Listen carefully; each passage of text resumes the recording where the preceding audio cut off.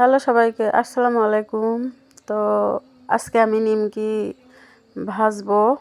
তো এটা মোটামুটি অনেকেই ভাজতে পারে। তো চলেন কিভাবে ভাজতে হয় আজকে আমি আপনাদের কাছে শেয়ার করব এই রেসিপিটি। তো এখানে আমি হাফ কিলো আটা নিয়ে নিয়েছি, মানে ময়দার আটা, প্যাকেট আটা নিয়েছি। আপনারা খোলা আটা নিলেও সমস্যা নাই। তো এখানে আমি আটা পরিমাণ যতটুকু আটা নিয়েছি সেই পরিমাণে আমি তেল দিয়ে দিচ্ছি, কারণ তেলটা তো অবশ্যই দিতে হবে। তো আমি একবারে দিব না, তো এখন দিয়ে দিলাম একটু, তো আর একটু পরে দিব। না হলে একবারে দিলে কি হয়, আটা বেঁধে যায়, তো সেটা মাখাতে অনেক সমস্যা হয়। তো এখনই তো অনেকটাই হয়ে গেছে, তো আর একটু পরে আমি অল্প একটু দিব মাখানোর পরে। তো এখানে আমি কালো জিরা দিয়ে দিয়েছি পরিমাণ মতো, আর একটু লবণ দিয়ে দিয়েছি পরিমাণ মতো।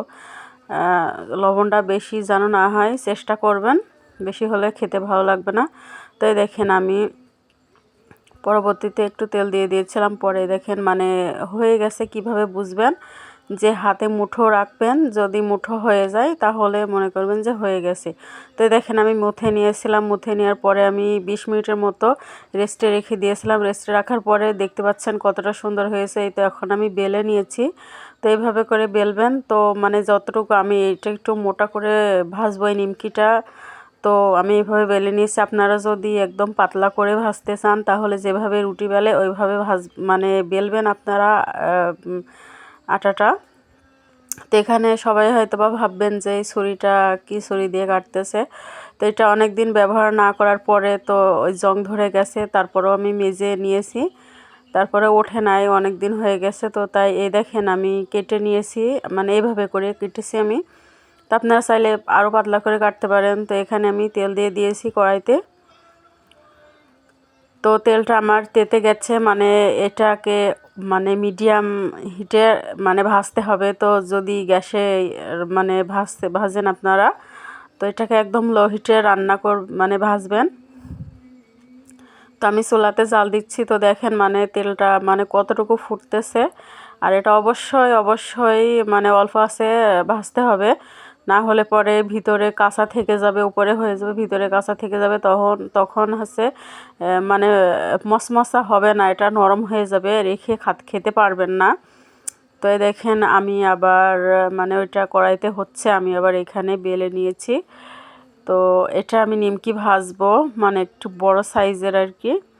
তা আপনারা চাইলে এভাবে করেও সবগুলো ভাজতে পারেন, রেখে দিতে পারেন ভেজে। তো এখন এটাকে আমি বেলে নিব। বেলে নেওয়ার পরে আমি এই তো কড়াইতে দিয়ে দিচ্ছি তেলের ভিতরে। তো এটা একটু বড় টাইপের হয়েছিল, মানে এগুলো এরকমই হয়, আপনারা ছোটো করে বানাতে পারেন। এটা টিফিন বক্সে করে ভরে রেখে দিতে পারেন, মশমশা থাকবে, এটা কিন্তু নরম হয়ে যাবে না। সো শুরু থেকে শেষ পর্যন্ত যারা আমার ভিডিওটি দেখছেন কিংবা দেখেছেন তাদেরকে জানাই অসংখ্য ধন্যবাদ আমার তরফ থেকে। তাদের জন্য অনেক ভালোবাসা ও দোয়া রইল। যদি ভিডিওটি ভালো লাগে প্লিজ লাইক কমেন্ট করবেন, আর নতুন ভিডিও পেতে চ্যানেলটাকে সাবস্ক্রাইব করে দিয়েন। তো আমি একটু উল্টে দিচ্ছিলাম, এটা যেহেতু অল্প আছে ভাজতে হবে। তো এই দেখেন আমার ভাজা হয়ে গেছে, আর তেলটাও অবস্থা খারাপ হয়ে গেছে, আটা ছিল তেলের ভিতরে। তো এই দেখেন আমার ভাজা হয়ে গেছে। তো আপনারা যে যেখানে আছেন সবাই অনেক ভালো থাকবেন। আসসালামু আলাইকুম সবাইকে, আবারও দেখা হবে নতুন একটা ভিডিওতে। আর নতুন ভিডিও পেতে প্লিজ চ্যানেলটাকে সাবস্ক্রাইব করে দিয়েন। আল্লাহ হাফেজ।